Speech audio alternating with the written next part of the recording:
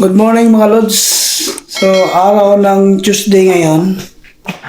Bali, nakabihis na tayo kasi nga pupunta tayo sa dealership para magpa-oil change.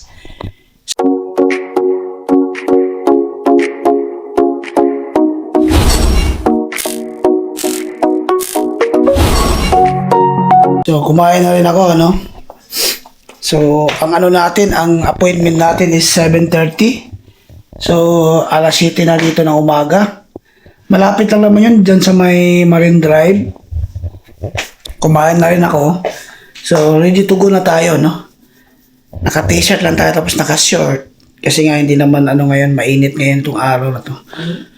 Medyo malamig dito ng umaga, pero mamaya, mainit naman. So, maiwan si Mrs. dito. Di-off niya ngayon. Maglalabas siya. Aba. Yan. Yan ang maganda dito mga Lods. Meron na kaming laundry. Anytime pwede ka na maglaba. Ayan o. So, alis muna ako. Bye. Alis muna tayo mga Lods. No? Samahan niyo ako nitong araw para magpa-oil change tayo. At ipatingin ko rin sa inyo, ipakita ko rin yung mga available nila na unit ngayon. So, tara, samahan niyo ako mga Lods. So, dito tayo magpa-oil change sa may Vancouver Honda, sa may Marine Drive. Siguro nasa 20 minutes yung biyahe or 15 minutes, depende na lang, no? Umaga pa naman dito, so hindi pa masyadong traffic. So, ayos lang, no? Kahit manggagaling tayo dito ng alas 7, ayos lang yun. Ayan. So, dito tayo nakatira mga Lods sa bagong bahay na to.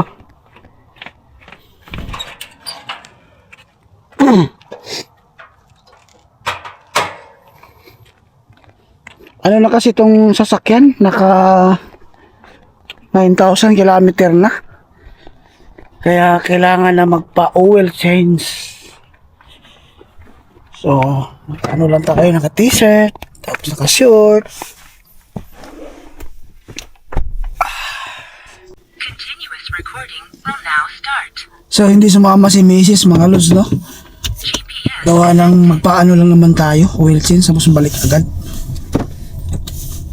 So, kailangan yung iba sabi 10,000 kilometer, pero ako dapat nga 8,000 kilometer nagpaano na ako kasi unang oil change na unang niya service, kaya kailangan kahit 8,000 man lang o so sa susunod na na service niya, so pwede na siya 10,000 basta lang siya, ang tawag dito synthetic na oil, fully synthetic dapat.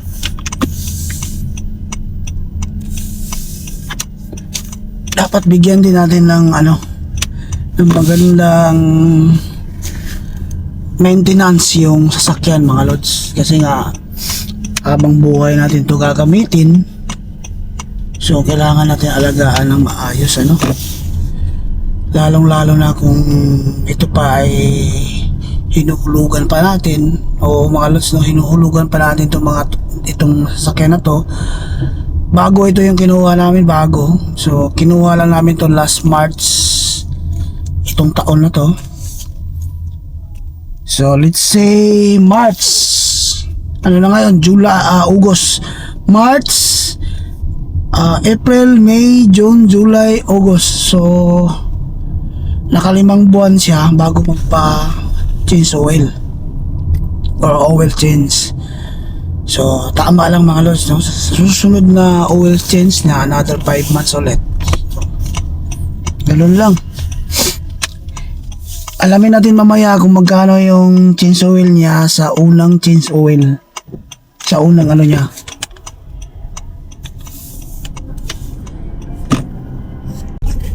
So dito tayo dumaan sa may East 54 Avenue.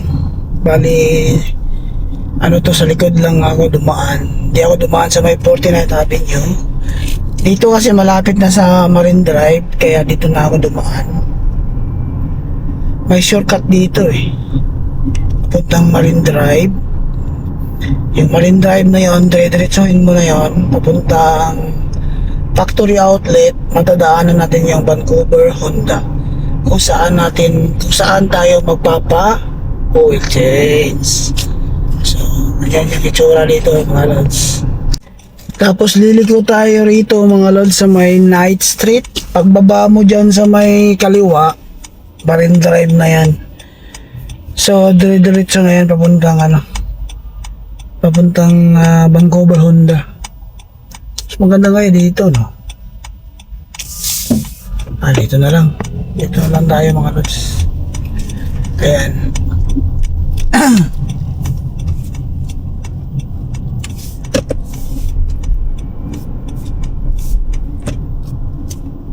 Marami talagang sasakyan dito. Kasi nga papuntang Richmond to eh. Lalo na kung umaga or hapon, marami sasakyan dito.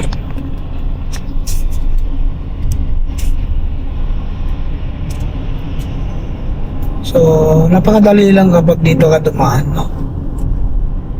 Yan, ganyan po ang dito, ang itsura. Yan, kung makikita nyo yung kalsada, ewan ko ba kung makikita, dire-diretso yan dun sa Richmond. Maraming truck ang dumaraan dito, gawa ng sa Richmond, napakarami ng warehouse, napakarami ng company. So, exit tayo rito. Yan, yung kalsada na yan, Marine Drive na yan, So, marami sasakyan ngayon,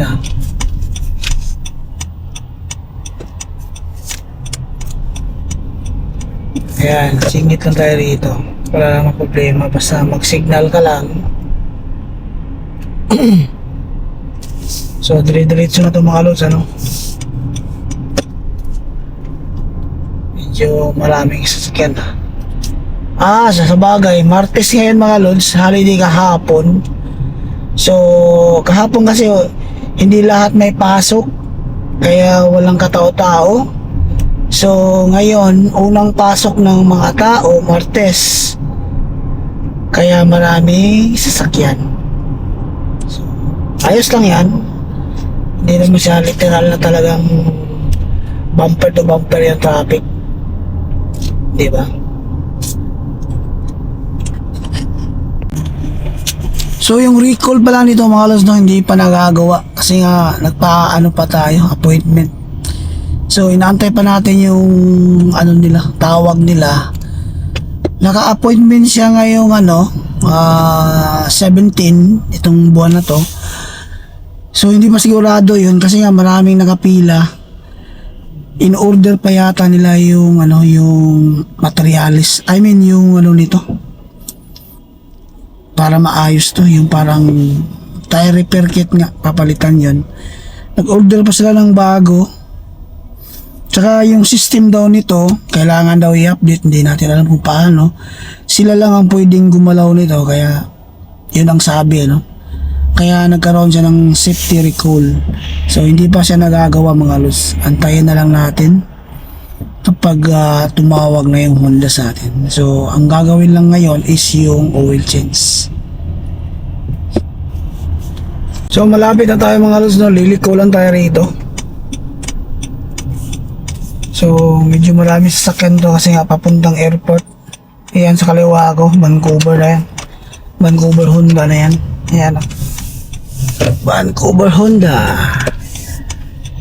So hindi pa natin alam kung saan tayo papasok, pero siyempre dito sa doon yata sa likod. Ayan yung dito ko kinuha itong sasakyan na ito mga lods. 730 parts and service dito.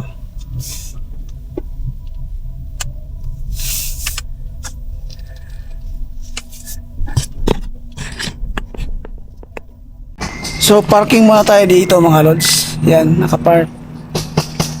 So alamin natin dito kung saan inquire muna tayo kasi nga hindi natin alam kung saan papasok, no? Maraming mga ano dyan. Mga dyan na siguro mag-park tapos kukunin mamaya. So, alamin natin dito. Pasok tayo. At siyempre, magkakape tayo mga lods. Libre kasi dito. Ayan. So, libre yan mga lods, ha. Lagyan natin ito. Para hindi matapon.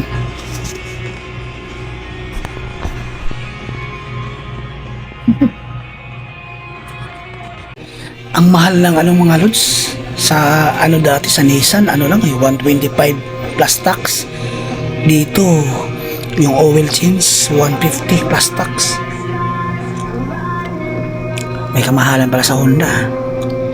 Sa bagay, SUV kasi yun. So, yung ano dati, ano yun, sedan yun eh. Kaya medyo mahal yata. Sabi sa akin, gagawin sana yung recall ngayon. Kaso nga lang, hanggang mamayang alas 4 pa matatapos. Eh, may trabaho tayo ngayon, so hindi pwede. So, kailangan yung oil change lang, saka na yung recall. So, nandito na tayo sa loob mga lods, no? Yan, kung makikita nyo yung mga display nila. So, pakita ko sa inyo yan isa-isa para may idea kayo kung magkano yung mga brand new na sasakyan dito. So, magsimula tayo dito sa Type R Civic. Wow! Ganda mga lods, oh. Nakabukas yung bintana. Ayan, oh. So, manual pala ito mga lods, oh. Ganda, no? Ayan, oh. Type R. Ganito pala yung tsura nito. Lagi ko nakikita sa ano to eh. Kaso lowered masyado, no?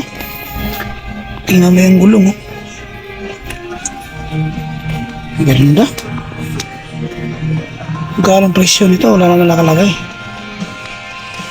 Malakas yata yung ano, yung music. Walang presyo nakalagay mga lods. Pasensya na. Ang ganda, no? Pero yung itsura niya sa loob parang ano lang din. Yung dashboard niya, pare-parehas lang din sa CRV, saka sa ano yata. Walang presyo nakalagay. So, hindi natin alam ang presyo. So, tingnan natin tong passport. Wow! Maangas to mga lods, oh. Saka natin tingnan yung presyo. Yung gulong pa lang mga lods, oh. Off-road na off-road. Ayan. Sarap i-trade in dito mga lods, ah. Ganda, naka ano pa, oh, monrope, oh. Ayan, oh. Saka may nakalagay pa dito na passport talaga, oh, sa harap. Wow, ang ganda. 5-seater lang pala to. Galing. Tingnan lang. Ay, sorry. 7-seater ba to? 5-seater lang pala talaga. 5-seater lang pala. Pero ang ganda mga lods, oh. Diba? Tingnan mo yung likod. Putik. Ang ganda mga lods. Kaanong presyo nito? Check natin yung presyo. Siyempre, yung presyo mga lods, 68 lang pala to. 68, oh. Ayan.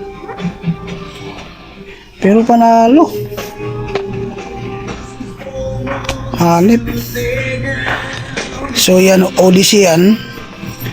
So ito napakasimple lang din, Odyssey. So yung Odyssey nila 66, magkalapit lang. Kaso nga lang ito malaki. Ano to? Van, parang van. Ayan, oh. Ayan yung likod. Diba? So malaki talaga ito pang pamilya. Naka sunroof. Kaya yung itsura niya, yung gulong niya, maganda na yung rims. So ito yung ano lang, ang tawag dito, yung Civic na standard.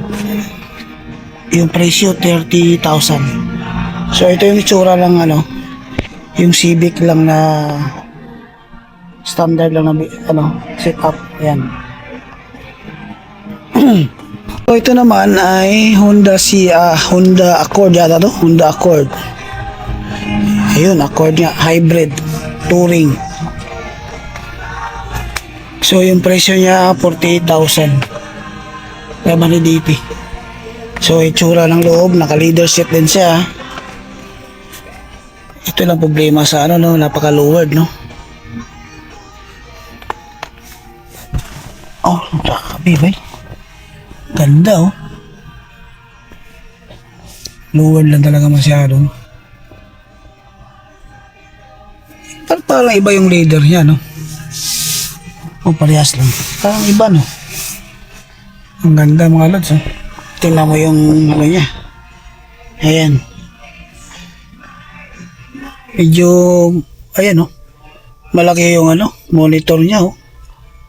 Ayan, mas malaki sa akin. Dito lang yun, eh. Ganda, no? Ganda, mga lods. Nakapaka lang ako para hindi madumihan. So, check natin dito. Ano to? It's RB. So, ito naman, it's RB. Halos leader lahat, ah.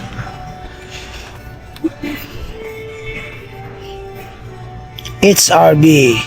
Standard. Yung presyo, malakas yung music, ah. Ayan. 45 mga lods, 45,000. Halos parehas lang ang presyo ng akin, ah. 46 yun, eh. So, ito yung kagaya sa akin. Pero touring yata to. Ang presyo nito 45 lang din, no? Parang pare-parehas lang sila nito. Sports na siya? Gas. Parang may binibenta yata ang ganyan, no? Honda, no? Ayan, parehas lang talaga sa akin. Ayan. Buwan nga natin. Ayan, parehas lang talaga. Parehas lahat. Yung susi niya, galing.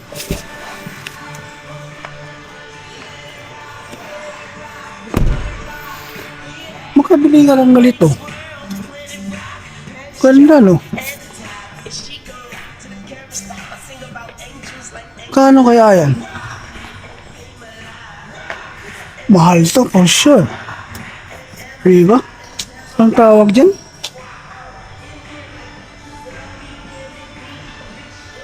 Ganda, no? Lagyan ko ng ganyan yung akin. Ayan, no? Ganda talaga ng CRV. Ito yung hindi siya hybrid yan, standard.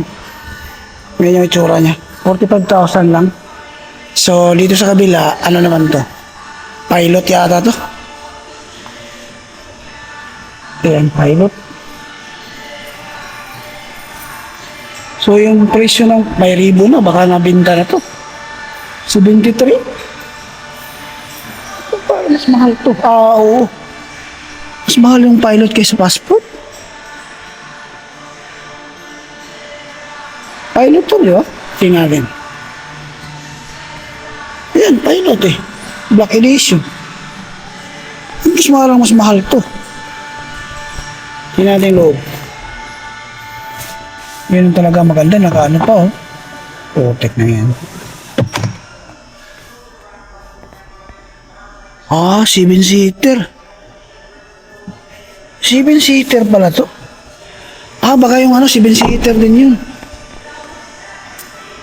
7-seater din to, mga lods. Ayan, baka yung halina, yung passport, 7-seater din, hindi ko nakita. Ayan, may upuan sa likod. Tapos nauusog to. Ayan, 7-seater din pala to. Ayan. So, mas mahal to kaysa sa passport. Nasa 78,000 to, mga lods, Ayan, 73,000. Wow. So, ayun. So, may mga display din sila sa labas.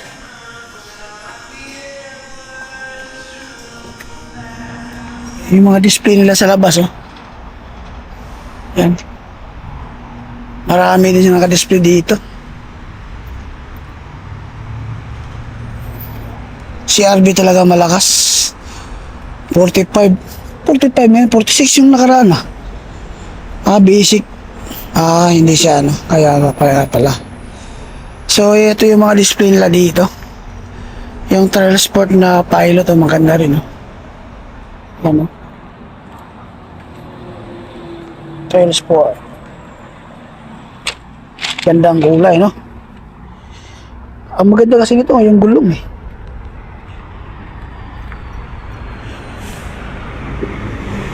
Yun, no? Lupit. Kaya, magkano to? 68. Oh, parehas lang. Parehas lang ng mga isa. 68.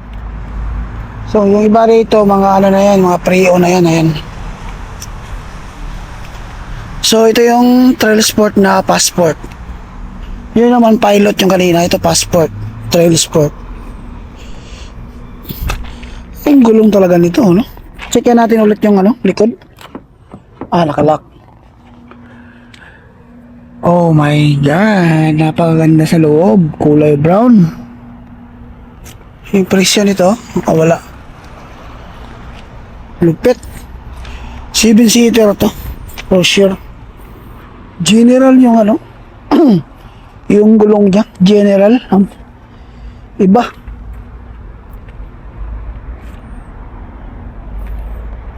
Walang presyo. Pero yung presyo nito nasa ano lang din.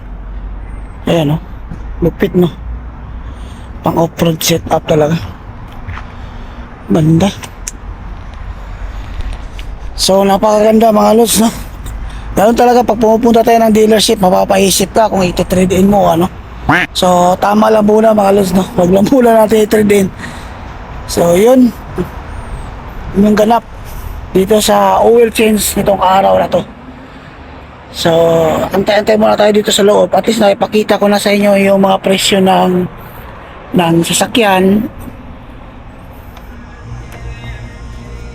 A few moments later. Ay, sa wakas natapos na rin. At buti, inano nila, kinarwas. Ayan. So, pumunta ako rito 7:30. Natapos ng, anong oras ba? 10:51. Natapos ako ng 10:51. So, ayos. At nilinis naman nila yung loob. Ayun. So, yung resibo nandito na, binayaran natin kasama yung tax, $174. So, ayun, uwi na tayo ng bahay. At meron pa tayong pupuntahan. So, dito ko na siguro tapusin itong video na to mga lods, no? Maraming salamat sa mga patuloy na sumusuporta sa atin. Kung bago ka pa lang dito sa channel ko, please consider to like, share, and subscribe mga lods. Merwak Vlogs, Vancouver, Canada. So yun, maraming salamat at stay safe everyone. Bye for now.